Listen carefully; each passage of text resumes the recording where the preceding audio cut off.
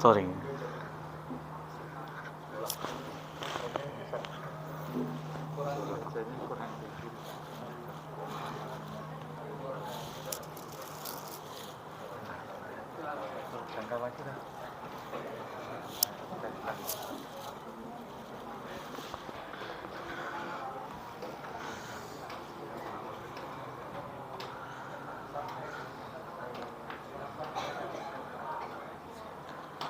Bismillahirrahmanirrahim. Assalamualaikum warahmatullahi wabarakatuh. Alhamdulillah ala ihsanih wa syukru lahu ala taufiqi wa imtinanih. Ashhadu an la ilaha illallah ta'zima li sya'nih wa ashhadu anna Muhammadan abduhu wa rasuluh ad-da'i ila ridwanih. Wassalatu wassalamu ala alihi wa ashabi ikhwanih. Ya ayyuhalladzina amanu taqullaha haqqa tuqatih wa la tamutunna illa wa antum muslimun. Alhamdulillah, puji syukur kehadirat Allah Subhanahu wa taala. Allah Subhanahu wa taala senantiasa mencurahkan nikmat kepada seluruh makhluknya. Bukan manusia saja, tetapi seluruh makhluk Allah, baik yang di langit, di bumi, di antara keduanya. Seluruh rezekinya itu adalah pemberian Allah Subhanahu wa taala.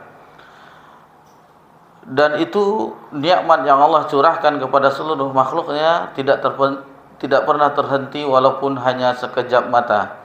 Salawat beriringkan salam kepada Nabi kita tercinta, yakni Nabi Muhammad sallallahu alaihi wasallam.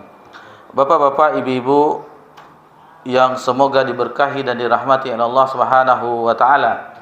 Di Rabu yang lalu, alhamdulillah kita telah memulai kajian kita yang pertama. Dan insyaallah di malam ini Selasa, ya, bukan Rabu, afwan. Selasa, dan kita di bulan yang baru memasuki 3 Rabiul Awal 1447 Hijriah, bertepatan 26 Agustus 2025 Masehi. InsyaAllah akan kita lanjutkan pembahasan kita dalam pembahasan Matan Al-Qawaidul Arba', 4 kaidah untuk memahami tauhid. Di pertemuan kita sebelumnya, kajian kita sebelumnya, kita telah membahas tentang Bismillahirrahmanirrahim. Alhamdulillah. Kemudian kita lanjutkan dengan muqaddimah di dalam matan tersebut, bahwasanya penulis rahimallahu taala mengucapkan dalam matan tersebut, as'alullahal karima rabbal arsil azim. Jadi beliau penulis memohon kepada Allah yang maha memiliki aras yang agung. Kemudian beliau mengucapkan ayyatawallaka fid dunya wal akhirah, agar Allah senantiasa menolong orang-orang yang belajar agama secara umum dan terkhusus yang mempelajari apa yang telah beliau susun, yaitu dengan pertolongan di dunia dan di akhirat.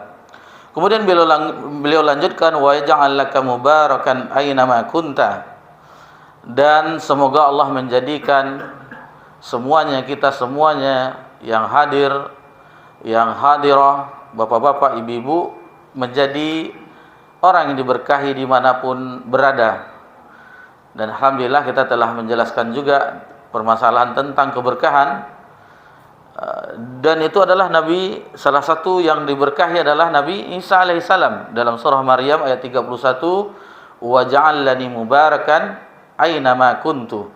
Aku dijadikan bahwasanya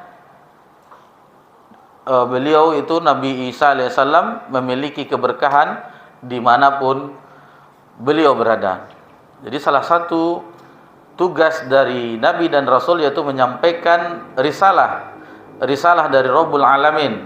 Berarti salah satu yang membuat beliau berkah adalah mengajarkan kitab suci yang ada pada beliau yang diturunkan oleh Rabbul Alamin, yaitu Injil, yang disampaikan kepada Nasara, kepada umat beliau ketika itu.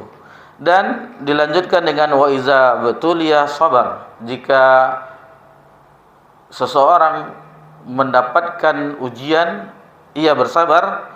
Wa iza azan sebelumnya wa yaj'alaka mimman iza utiya syakar. Sebelumnya, dan dijadikan yang didoakannya tadi oleh penulis, apabila diberikan kelapangan bersyukur. Wa iza butuliya sabar, dan apabila diberikan ujian bersabar. Wa iza azanba istighfar, dan apabila terjerumus ke dalam dosa lalu beristighfar. Dan beliau mengakhiri dengan fa inna haula'i thalathata unwanu as-sa'adah.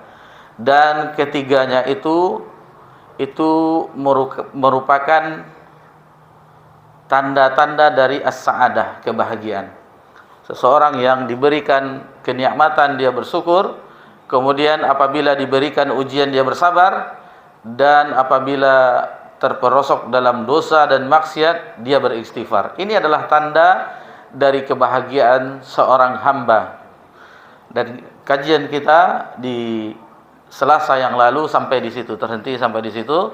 Tentunya insyaallah akan kita bahas sedikit tentang bagaimana seseorang yang bersyukur. Tentunya syukur yang sempurna adalah bahwasanya semua nikmat itu kita yakini dalam hati kita itu dari Allah Subhanahu wa taala. Itu harus kita yakini. Semua nikmat yang ada di alam semesta itu dari Allah Subhanahu wa taala. Jangan seperti Qarun yang mengatakan bahwasanya wa ma utitu ala ilmi indi, bahwasanya harta Qarun yang banyak itu diperoleh dari ilmunya, kepintarannya, kepiawaiannya, mahirnya dia berbisnis dan seterusnya. Tidak.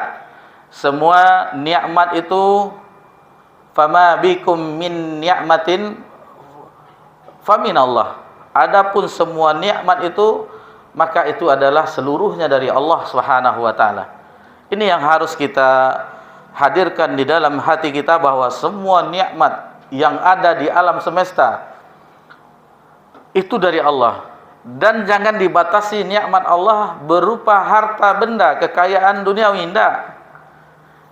Bapak-bapak yang memiliki pasangan yang solehah, itu merupakan nikmat dari Allah. Seperti itu juga ibu-ibu memiliki, dikaruniakan oleh Allah anak yang soleh dan solehah, menghafal ayat-ayat Allah Subhanahu wa taala di usia kanak-kanaknya, itu merupakan nikmat dari Allah. Tetangga yang baik itu nikmat dari Allah. Banyak sekali nikmat Allah. Wa in ta'uddu ni'matallah la tuhsuha. Jika engkau menghitung nikmat Allah, maka niscaya engkau tidak akan sanggup menghitungnya. Banyak sekali nikmat Allah. Dan salah satu nikmat yang kita rasakan hadirnya kita di tempat yang mulia ini, salah satu rumah Allah Subhanahu wa taala, dalam rangka beribadah kepada Allah Subhanahu wa taala. Kita alhamdulillah salat maghrib berjamaah, dilanjutkan dengan zikir-zikir kepada Allah, kemudian kita salat sunat, menunggu azan isya, kita masih beribadah kepada Allah. Itu dengan sabar sejenak untuk sedikit menambahkan keimanan kita kepada Allah. Itu yang kita harapkan. Jadi kita hadir di majelis ilmu itu ibarat HP dicas. Dicas, keimanan kita dicas agar bertambah. Nah, itu salah satunya supaya iman kita itu bertambah. Menghadiri majelis ilmu, taat kepada Allah, menjauhi maksiat tentunya salah satunya, dan berdoa kepada Allah agar senantiasa kita diberikan keistiqomahan dalam ketaatan kepada Allah Subhanahu wa taala. Kemudian setelah kita meyakini sebuah nikmat itu dari Allah, kemudian kita ucapkan dengan lisan kita dengan pujian kepada Allah Subhanahu wa taala. Di antaranya pujian kepada Allah, alhamdulillahirabbil alamin. Dan senantiasa lisan kita menyebut Allah, bertasbih, bertahlil, bertahmid, bertakbir. Senantiasa lisan kita. Itu di antara salah satu dari sempurnanya rasa syukur kepada Allah. Lalu dan kita sebut-sebut juga itu nikmat itu bukan dari kepintaran kita, tetapi dari pemberian Allah Subhanahu wa taala. Di akhir surat Ad-Duha, Allah tabaraka wa taala berfirman, "Fa amma bi ni'mati rabbika fahaddits." Adapun atas nikmat-nikmat, maka itu disebutkan, itu dari Allah. Ini adalah nikmat dari Allah. Rumah ini nikmat dari Allah. Usaha ini nikmat dari Allah. Semuanya nikmat dari Allah. Jangan sampai kita nisbahkan terhadap diri kita. Jangan sampai kita bahwasanya semuanya kita peroleh atas kepintaran kita, atas ilmu yang ada kepada kita, atas pendidikan kita, S1, S2, S3 kita. Tidak. Itu semuanya dari Allah. Tidakkah kita melihat ada orang yang tidak sekolah tetapi dia kaya raya juga? Ada. Kemudian lanjut yang ketiga, yaitu syukur yang sempurna, yaitu dengan amal anggota badan kita. Contoh dalam masalah syukur yang sempurna ini, teladan kita, suri teladan kita Nabi Muhammad sallallahu alaihi wasallam.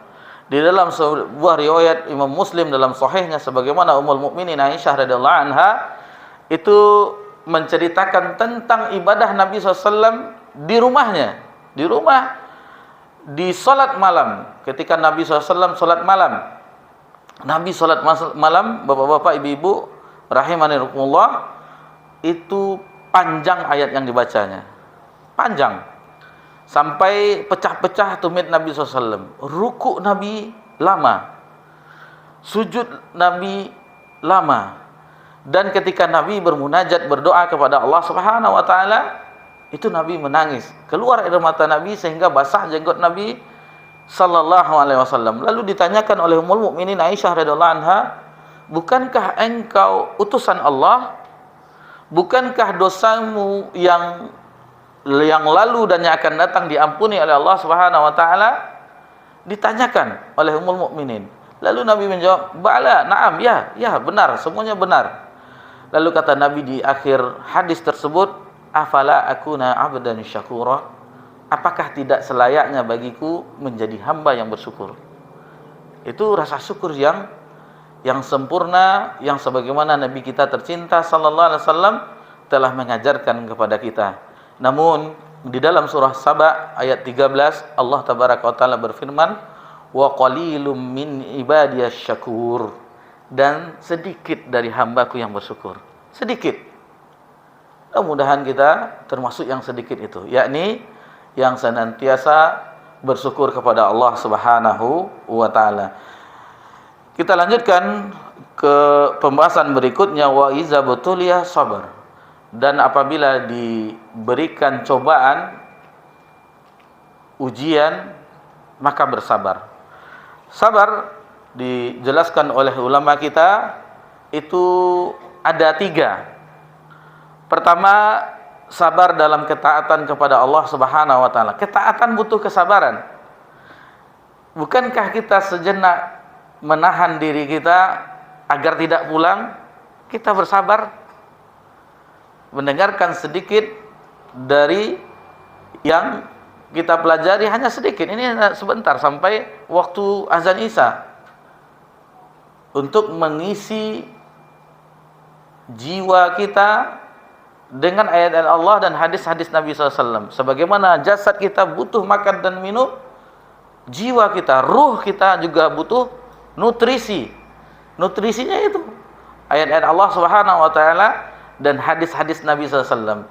Dan apabila tidak diisi dengan itu sebagaimana jasad, tentu kalau kita puasa, jasad kita tidak dapat makan dan minum, lemas. Begitu juga ruh kita, tidak diisi hati kita dengan itu, maka akan melempem. Maksudnya melempem, tidak ada kekuatan sama sekali, tidak ada keinginan untuk lebih taat kepada Allah Subhanahu wa taala. Dan apabila ada yang mengajak bermaksiat, tidak bisa menghindarinya, terjerumus, wal'iyadzubillah. Kemudian sabar dalam meninggalkan maksiat, itu butuh kesabaran. Meninggalkan maksiat butuh kesabaran.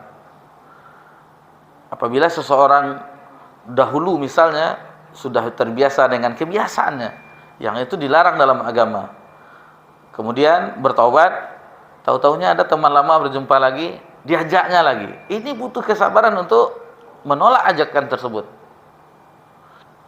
ditolak. Kemudian yang ketiga yaitu sabar dalam ujian dan cobaan. Sabar dalam ujian dan cobaan. Mengenai sabar, para ulama menyebutkan bahwasanya itu lebih dari 90 tempat di dalam kitab Allah, dalam Al-Quranul Karim Allah menyebutkan tentang sabar. Lebih 90 ayat di dalam kitab Allah menyebutkan tentang sabar. Kita ambil salah satunya saja, kan innallaha ma'as sabirin dan seterusnya, itu banyak. Kita ambil salah satunya, yakni firman Allah Subhanahu wa taala di dalam surah Al-Baqarah.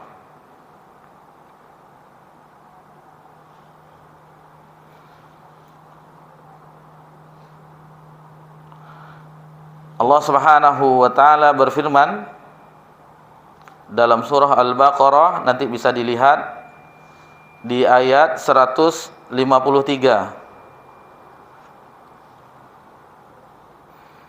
Surah Al-Baqarah ayat 153, Allah Subhanahu wa taala berfirman, "Ya ayyuhalladzina amanu ista'inu bis-sabri was-shalah." Wahai orang-orang yang beriman, jadikanlah sabar dan salat sebagai penolongmu. Innallaha ma'as sabirin.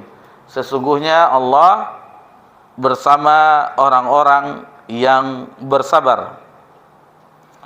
Jadi ayat ini sebagaimana diungkapkan oleh Hafiz Ibnu Katsir dalam tafsirnya, tafsir Al-Qur'anul Azim yang kita kenal dengan tafsir Ibnu Katsir, bahwasanya ayat yang tadi yang kita sebutkan dalam surah Al-Baqarah ayat 153 menjelaskan perihal sabar dan hikmah yang terkandung di dalam masalah yang menjadikan sabar dan salat sebagai penolong. Jadi ini apabila ada seseorang yang menjadikan penolong dalam gundah gelananya sabar dan salat, berarti dia telah menempuh jalan yang disyariatkan. Apabila seorang telah menempuh jalan yang telah disyariatkan, tentunya dia akan mendapatkan kenikmatan di dalam hal tersebut. Maksudnya kenikmatan dalam hatinya itu ada ketenangan, karena jalan yang ditempuh adalah jalan yang disyariatkan oleh Allah Subhanahu wa taala.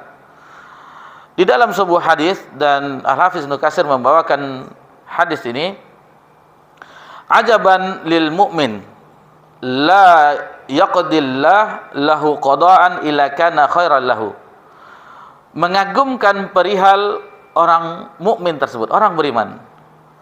Tidak sesekali Allah menetapkan suatu ketetapan melainkan hal itu baik baginya.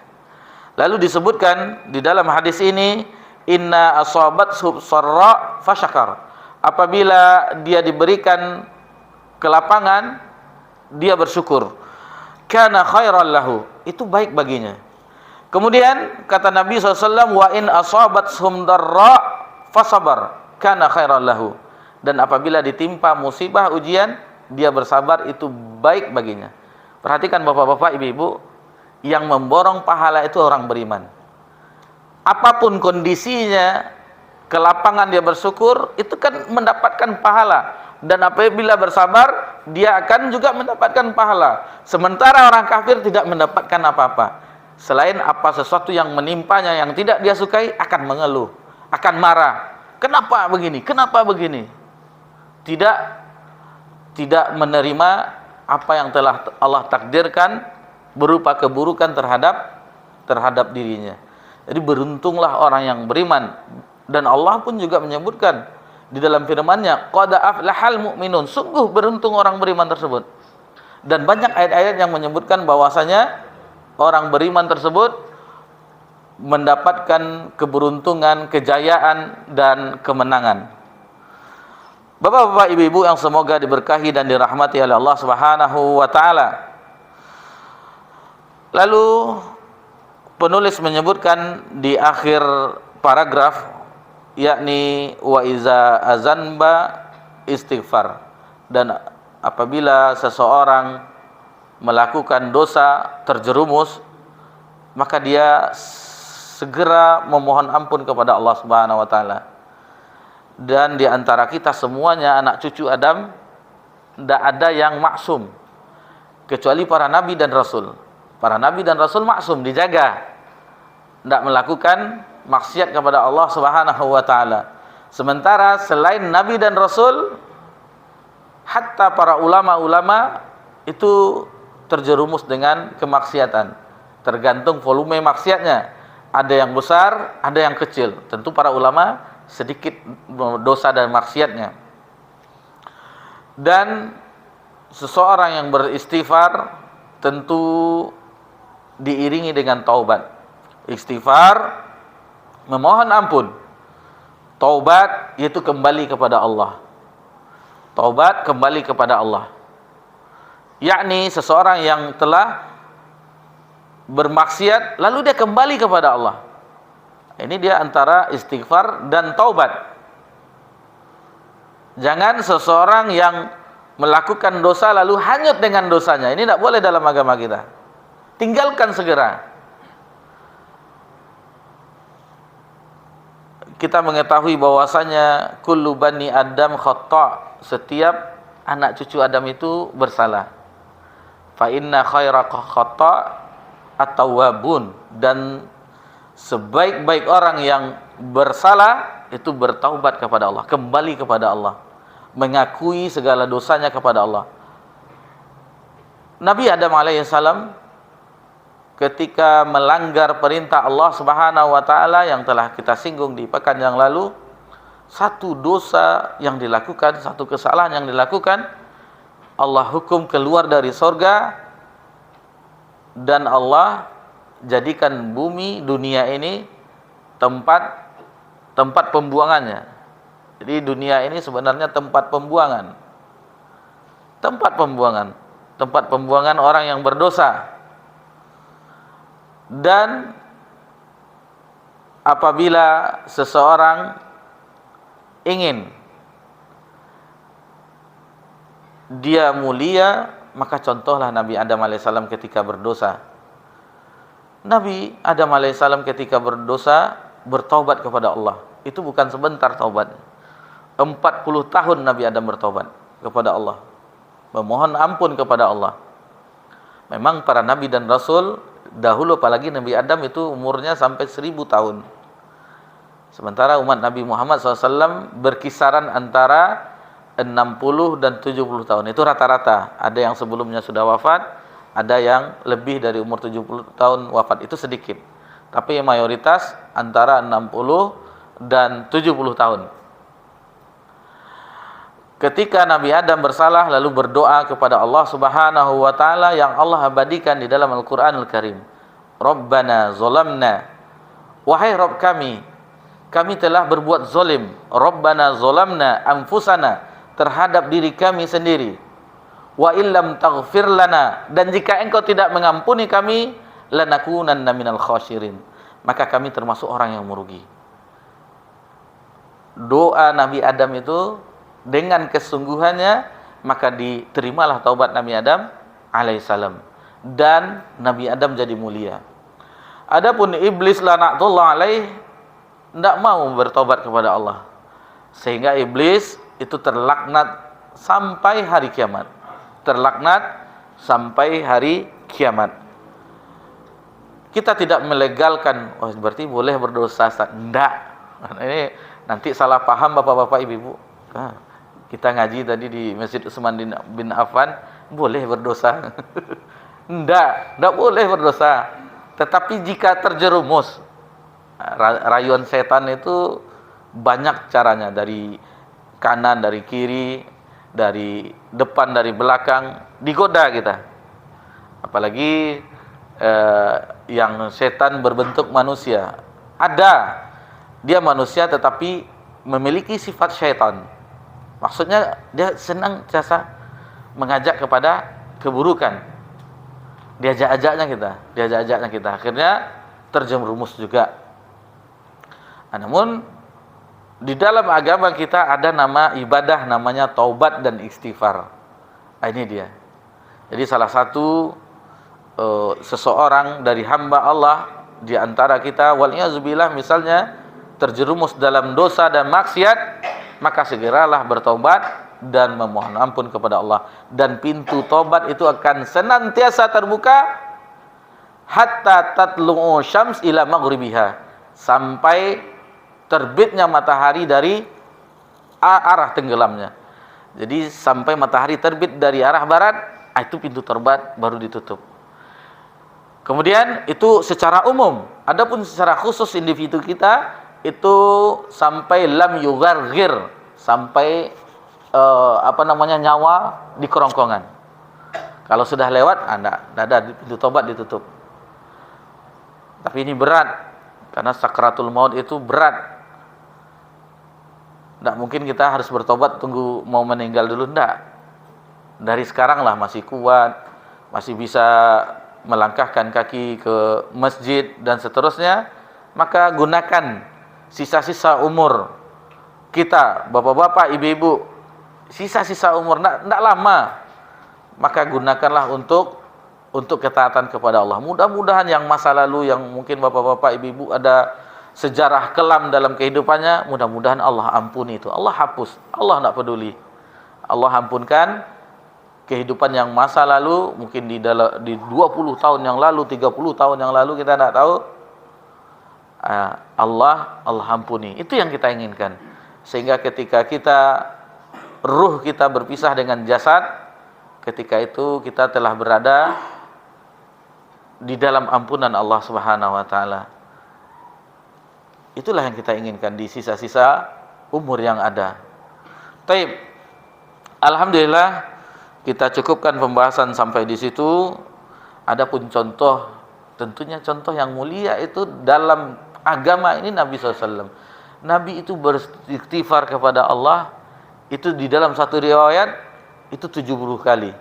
Di riwayat yang lain itu mi'ah marrat, itu sampai 100 kali. Itu Nabi SAW. Tentunya kita umatnya harus senantiasa mengikuti petunjuk Nabi SAW di dalam mendekatkan diri kepada Allah Subhanahu wa taala. Bapak-bapak, ibu-ibu yang semoga diberkahi dan dirahmati oleh Allah Subhanahu wa taala, lalu kita lanjutkan pembahasan i'lam arsyadakallahu li ta'atih. Jadi di sini disebutkan dalam qawaidul arba' ini masih belum pembahasan, ini masih muqaddimah. Ketahuilah, semoga Allah memberikan engkau petunjuk terhadap ketaatan kepadanya. Didoakan kita kepada orang yang talabul ilmi, kepada orang yang mempelajari agama Allah, terkhusus yang mempelajari matannya ini, matan atau kutub, buku kecil, dia tipis cuman. Semoga Allah memberikan engkau petunjuk kepada ketaatan kepadanya. Annal hanifiyyata millata Ibrahim. Lalu beliau mengatakan sesungguhnya Hanif itu agama Ibrahim. Yakni apa kata beliau? Agama Ibrahim yang Hanif tersebut an ta'budallah. Itu agama Nabi Ibrahim yang Hanif, yaitu adalah kamu menyembah Allah Subhanahu wa taala wahdah semata, mukhlishan lahuddin, ikhlas di dalam agama. Wa bidzalika amarallahu jami'an nasa wa khalaqahum laha. Dan dengan itulah Allah memerintahkan seluruh manusia agar seluruhnya itu beribadah kepada Allah Subhanahu wa taala. Kama qala ta'ala, sebagaimana Allah firmankan, wa ma khalaqatul jinna wal insa illa liya'budun, dalam surah Az-Zariyat ayat 56, tidaklah aku ciptakan jin dan manusia melainkan untuk beribadah kepadaku. Ini dia hakikat penciptaan jin dan manusia. Itu sebenarnya tujuan kita diciptakan oleh Allah Subhanahu wa taala untuk beribadah kepada Allah, illa liya'budun. Dan ditafsirkan oleh Ibnu Abbas radhiyallahu anhu, salah seorang ulama tafsir dari generasi sahabat yang berguru langsung kepada Nabi sallallahu alaihi wasallam, liya'budun ay yuwahhidun. Maksudnya sembahlah Allah saja, maksudnya tauhidkan Allah saja. Esakan Allah. Seluruh ibadah itu hanya untuk Allah. Keikhlasan hanya untuk Allah semata. Nah, ini dia agama Ibrahim. Agama Ibrahim, Nabi Ibrahim alaihi salam. Dan kenapa disebutkan di sini Nabi Ibrahim alaihi salam? Karena Nabi Ibrahim itu milahnya Hanif. Apa itu Hanif? Hanif itu bukan yang kita Hanif, kalau kita lihat terjemahan Hanifah itu lurus. Maksudnya Hanif tersebut sebenarnya miring, condong. Hanif condong kepada tauhid dan jauh dari kesyirikan. Itu dia yang Hanif. Jadi pernah kajian kita kalau dilihat masih bisa dilihat untukmu yang berjiwa Hanif. Ini maksudnya untukmu yang telah ada di dalam hatinya tauhid kepada Allah, ibadah kepada Allah semata dan meninggalkan kesyirikan. Ini untuknya, untuk orang-orang tersebut. Ini bagaimana menjaga hati yang hanif tersebut, yang bertauhid kepada Allah dan menjauhi kesyirikan. Inilah pokok pembahasannya. Diambil Nabi Ibrahim karena semua kaum, baik itu orang Quraisy, baik itu orang Nasara, baik itu orang Yahudi, mengakui agama mereka agama Nabi Ibrahim, milah Ibrahim. Jadi diambil milah Ibrahim itu bagaimana sebenarnya? Bapak-bapak, ibu-ibu yang semoga diberkahi dan dirahmati oleh Allah Subhanahu wa taala. Jadi Nabi Ibrahim itu agamanya, kita ambil dalam firman Allah dalam surah An-Nahl ayat 123. Inna Ibrahim kana ummatan qanitan lillahi hanifa. Sesungguhnya Ibrahim adalah seorang imam yang dapat dijadikan teladan, lagi patuh kepada Allah dan hanif. Walam yakum minal musyrikin, dan dia sesekali tidak termasuk terhadap orang-orang yang berbuat kesyirikan. Syakiran li an'umih ijtabahu wa hadahu ila siratin mustaqim.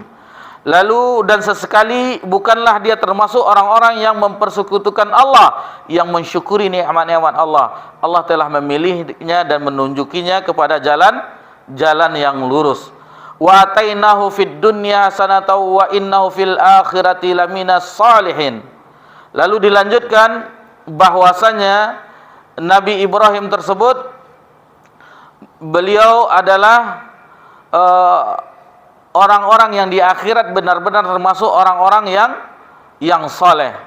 Kemudian dilanjutkan di ayat ini, tsumma auhayna ilaika anittabi' millata Ibrahima hanifa wa ma kana minal musyrikin. Lalu di akhir ayat tersebut bahwasanya ikutilah agama Ibrahim.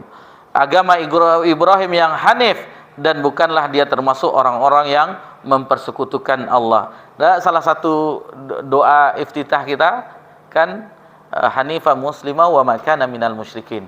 Itu ikrar janji kita, dan itulah milah Ibrahim. Itulah milah Ibrahim, fattabi'u millata Ibrahim hanifa wa ma kana minal musyrikin. Itulah agama Nabi Ibrahim alaihi salam. Mana? Belum lagi kan? Jadi kita urut lagi. Nabi Ibrahim itu abal anbiya, bapaknya para nabi. Nabi Adam alaihissalam abal bashar, bapaknya manusia, nenek moyang manusia. Abal anbiya, dari Nabi Ibrahim lahirlah Nabi Ismail. Dan Quraisy itu dari keturunan Nabi Ismail. Dari putra Nabi Ibrahim yang lainnya yaitu Nabi Ishak alaihissalam. Dari Ishak lahirlah Yakub. Yakub inilah yang namanya Israel. Bahasa Ibrani. Adapun bahasa Arabnya adalah Abdullah, hamba Allah. Israel maksudnya hamba Allah. Bukan Israel Zionis, tetapi Nabi Yakub alaihissalam. Dari Nabi Yakub lahir Nabi Yusuf, kemudian semuanya Nabi Musa, Nabi Harun, sampai Nabi Sulaiman, sampai Nabi Isa alaihissalam. Semuanya dari Bani Israel. Itu makanya orang Quraisy, kemudian orang-orang Yahudi dan Nasrani mengatakan dia adalah agama Ibrahim, milahnya Ibrahim. Akan tetapi yang lurus, ini yang masalahnya. Orang Yahudi merubah tauhid sehingga menjadikan Uzair itu putra Allah. Sebagaimana orang Nasara menjadikan Isa alaihissalam anaknya Allah. Jadi mereka rubah agama yang tauhid kepada kesyirikan. Kesyirikan ini adalah menjadikan tandingan kepada Allah, yang setara dengan Allah. Ada ilah yang lain selain Allah Subhanahu wa taala. Baik, kita cukupkan saja ya. Jadi kita santai-santai saja.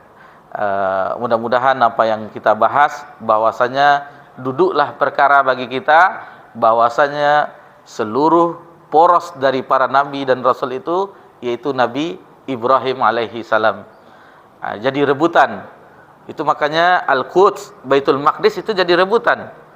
Orang Yahudi mengatakan dia, orang Nasrani mengatakan dia, dan orang kaum muslimin mengatakan merekalah yang memiliki.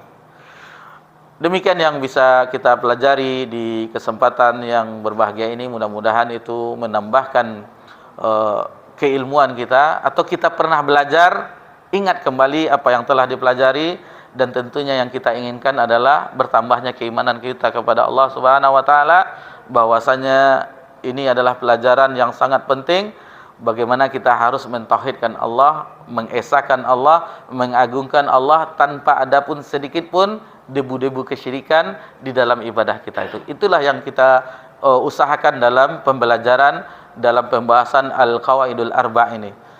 Mohon maaf jika ada kesalahan dalam penyampaian, maka diakhiri dengan subhanakallahumma bihamdika asyhadu an la ilaha illa anta astaghfiruka wa atubu ilaik. Wassalamu ala nabi Muhammad sallallahu alaihi wasallam wa ala alihi washabbihi ajmain walhamdulillahi rabbil alamin. Wassalamualaikum warahmatullahi wabarakatuh.